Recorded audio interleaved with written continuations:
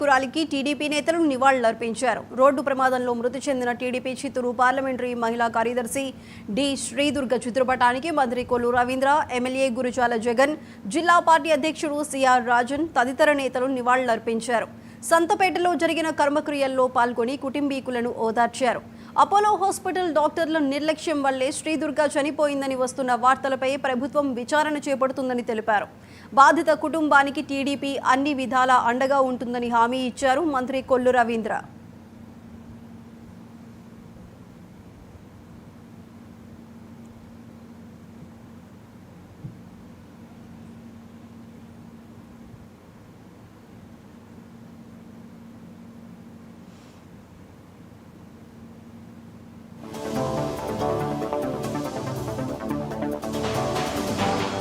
విభాగంలో రాష్ట్ర వ్యాప్తంగా కూడా పార్టీ కోసం అహర్నిశలో కష్టపడినటువంటి వ్యక్తి షణ్ముగం గారి కుమార్తె.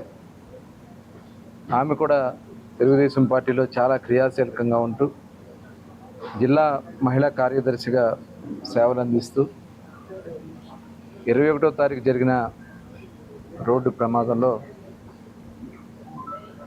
మరి గాయాలై 22వ తారీఖున చనిపోవడం చాలా దురదృష్టకరం.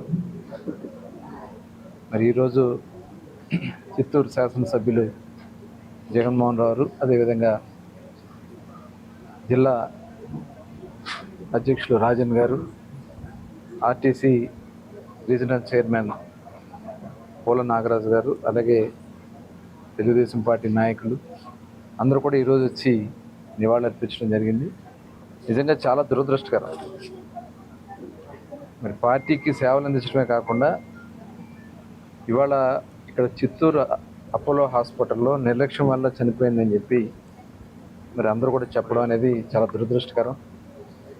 ఇమీడియట్గా ఆ రోజునే హెడ్ ఇంజరీకి డాక్టర్ గారు చూసి స్కాన్ చేసినట్టయితే ఇమీడియట్గా ఎక్కడన్నా హెడ్ ఇంజరీ జరుగుంటే సరైన ట్రీట్మెంట్ ఇచ్చుంటే మరి ఆ పాప బతికేదని చెప్పి మేము భావిస్తూ ఉన్నాను.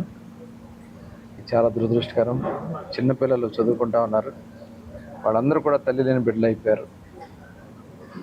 మరి తప్పకుండా దీని మీద ప్రభుత్వ పరంగా విచారణ చేయడానికి అన్ని రకాలుగా కూడా మేము కూడా ప్రభుత్వం సహకరిస్తుంది.